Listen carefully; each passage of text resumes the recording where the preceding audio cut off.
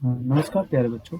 आज हम कर रहे हैं कक्षा चौथी परिवेश अध्ययन की हमारी जो पाठ्य पुस्तक है उसका पाठ नंबर 19 का दूसरा भाग, एक कदम स्वच्छता की ओर। इसका दूसरा भाग आज हम करेंगे। चलिए शुरू करते हैं। सीखा और अपनाया। छुट्टी के बाद बच्चे आपस में बातें करते हुए घर जा रहे थे। रास्ते में उन्हें जगह जगह कूड़ा कचरा पड़ा हुआ देखा। कुछ जानवर उनमें से खाने की चीजें ढूंढ रहे थे। गंदगी के ढेर देखकर बच्चों को बहुत बुरा लगा। सबने त्याग किया कि वे अपने घरों के कूड़े को खुले में फेंकने की बजाय उसका सही तरह से निस्तारण करेंगे। पता करो और लिखो। देखिए, हम देख रहे हैं बच्चे गंदगी के ढेर देखकर बहुत दुखी हुए थे। अपने मोहल्ले में घूमकर पता करो। तो प्यारे बच्चों, आप भी यहाँ अपने आसपास घूमकर पता कर सकते हैं मोहल्ले में रहने वाले लोग कचरा कहाँ डालते हैं। तो आप देखें कहाँ डालते हैं। किसी खुली जगह में डालते हैं या कहीं आसपास डालते हैं या खड्डों में डालते हैं पंचायत के, या आपके घर से कोई कचरा लेने वाला आता है। अब आगे हम बात करते हैं कचरा बीनने वाले कचरे में से कौन सी चीजें चुनते हैं और क्यों। देखिए, यहाँ हम बात कर रहे हैं, कई बार आपने देखा होगा कचरे के ढेर में से कुछ लोग प्लास्टिक की बोतलें या कांच और लोहे की कुछ चीजें ढूंढकर अलग करते हैं और उनको चुनते हैं। तो वो ऐसा क्यों करते हैं? क्योंकि उनकी आजीविका चलती है और उसको बेचकर वो क्या करते हैं, पैसा लेते हैं। अब हम आगे बात करते हैं कचरे को कौन उठाकर ले जाता है। देखिए, जैसे शहरों में है नगर पालिका द्वारा कर्मचारी लगाए जाते हैं, गांव में पंचायतों द्वारा लगाए जाते हैं, जो घर के आसपास ढेर लगे कचरे को उठाकर किसी दूर ले जाकर गड्ढों में डालते हैं। तो आगे हम चलते हैं। यदि 2-3 दिन तक कचरा न उठाया जाए तो क्या होगा? देखिए प्यारे बच्चों, अगर कुछ दिनों तक हमारे घर से कचरा न उठे तो वहाँ देखिए क्या हालत हो जाएगी। वहाँ बहुत बदबू होगी, वहाँ रहना दुर्भर हो जाएगा। चलिए हम आगे बात करते हैं। घर से निकलने वाला कचरा। रंजीता ने अपनी माँ की सहायता से घर से निकलने वाले कचरे की सूची बनाई। उन्होंने उस कचरे को 3 भागों में बांटा।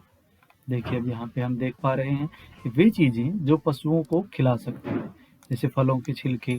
अब यहाँ पे आप और चीजें भी लिख सकते हो, जैसे सब्जियों के छिलके या पत्ते हों, पेड़ के पत्ते किसी के हों जो पशु खाते हों। वे चीजें जिनका उपयोग दोबारा किया जा सकता है, जैसे पुराने कपड़े या पुराने घर पे कोई वस्तु हो, कोई प्लास्टिक हो, उसका हम प्रयोग कर सकते हैं। बच्चों के खिलौनों का प्रयोग कर सकते हैं। अन्य चीज़ें जिनका हम प्रयोग नहीं कर सकते, जैसे पॉलीथीन या प्लास्टिक की कोई चीज़ या लोहे की जंग लगी चीज़, टूटी हुई वस्तुएं। तो इसके साथ इसमें कुछ और भी आप जोड़ सकते हैं। तो चलिए आगे हम चलते हैं। रविवार को रंजीत ने पिताजी के साथ मिलकर अपने घर के स्टोर की साफ सफाई की। उन्होंने स्टोर में बहुत सारा कचरा निकाला, जैसे पुराने अखबार, गत्ते के खाली डिब्बे, लोहा, पॉलीथीन की थैलियां आदि।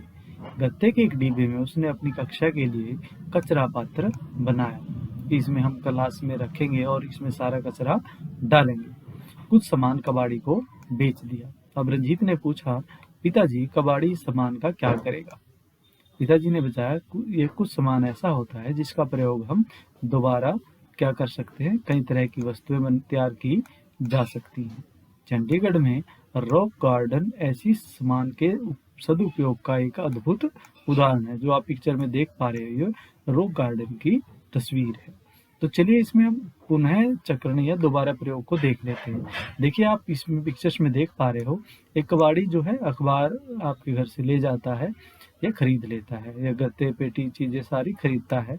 फिर उसको क्या करते हैं, देखिए मशीन के द्वारा कागज का पल्प, तो मशीनों द्वारा उसको कागज को गला लिया जाता है, फिर उसमें से मथ लिया जाता है अच्छी तरह से, और फिर मशीनों से बनता कागज, और इस मथे हुए को फिर क्या है, मशीनों में डालकर, और इससे क्या है, दोबारा से कागज बना लिया जाता है।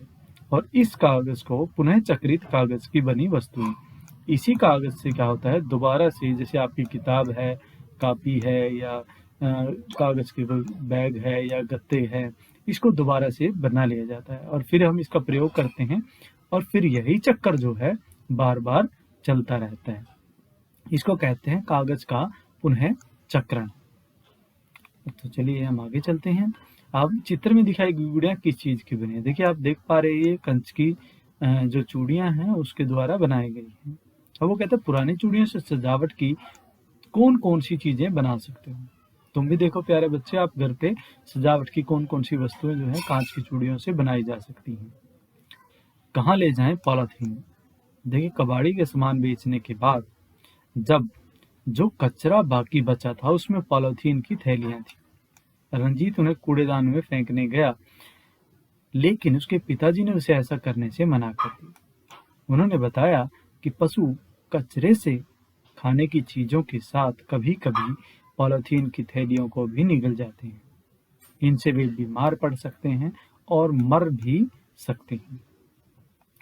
इसी के साथ देखिए यहाँ पे आप एक चीज देख पा रहे हैं, यह भी जानो, पुरानी अनुपयोगी वस्तुओं से नई उपयोगी वस्तुएं बनाने की प्रक्रिया को पुनः चक्रण कहते हैं। जिस प्रकार अभी हमने ये कागज का पुनः चक्रण देखा था। चलिए हम आगे चलते हैं।